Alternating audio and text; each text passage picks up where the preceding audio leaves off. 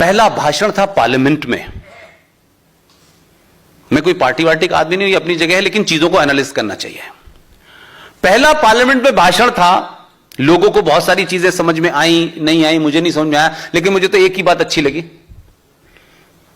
उन्होंने जब यह कहा कि भारत 700 साल की गुलामी की वजह से अपनी पहचान भूल गया है, तो इस देश में 30-35 करोड़ लोगों को इतनी जोर से गुस्सा आया कि दीवारों में सर मारने लगे वो अपना। ये कैसे हो सकता है?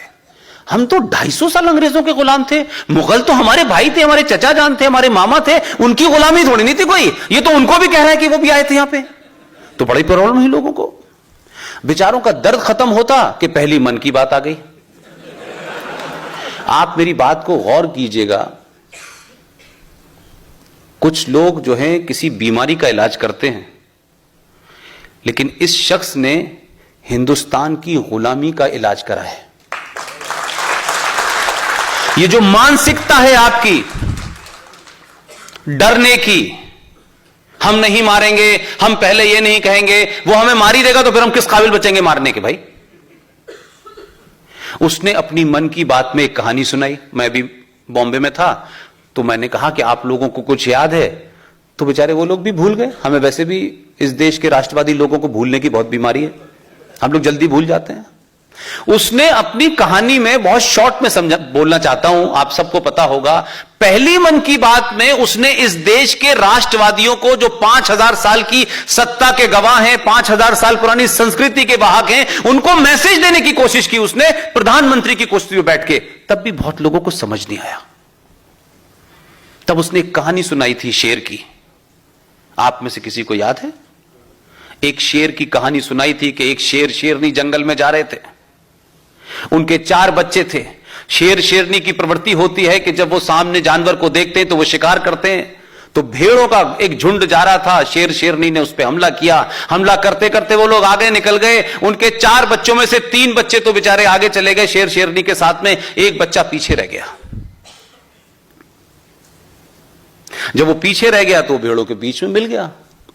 भेड़ों के बीच में मिल गया तो उसकी हरकतें कुछ सालों के बाद भेड़ों जैसी हो गई। वो वैसे ही सोचने लगा, वैसे ही अपने अंदर कुंठित होने लगा और अपने आप को भेड़ समझने लगा। लेकिन कई साल के बाद 2014 में एक आज फिर लौटा शेर जंगल को।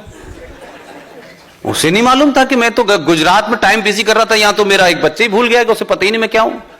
जब वो दिल्ली लौटा तो उसने कहा कि भाई ये देखो, ये कुछ हमारा बच्चा लग रहा है। ये तो 4 था। वो पहचान लिया उसने उस बच्चे को, और पहचानने के बाद अपनी बीवी से कहा उसने, शेरनी से, कि जाके तुम इसको एहसास कराओ कि तुम्हारा बच्चा है ये। वो उसके पास गई और कहने लगी कि तू मेरा बच्चा है। बोला मैं सेकुलर हूं, मैं तुम्हारा बच्चा नहीं, मैं सेकुलर हूं। उसने कहा नहीं बेटा, तू सेकुलर नहीं है, तू शेर है। वो नहीं माना। आखिर में जंगल में आप जानते हैं कि एक तालाब के पास, कुएं के पास वो गई और उसने अपना चेहरा और उससे कहा कि तू अपना चेहरा देख।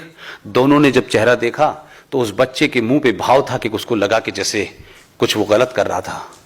और जैसे ही शेरनी ने दहाड़ मारी, उस बच्चे को सडनली उसका जो नेचुरल इंस्टिंक्ट था वो बाहर आया और उसने जोर की दहाड़ मारी और बोला यस मैं तेरा बच्चा हूं, मैं सेकुलर नहीं हूं। आज से 2014 में आपको एहसास कराया कि 700 साल की गुलामी के बाद पहली बार आपको कि आप शेर हैं। आपको अपने शेर होने का एहसास कराया। यह मेरे लिए महत्वपूर्ण बात है।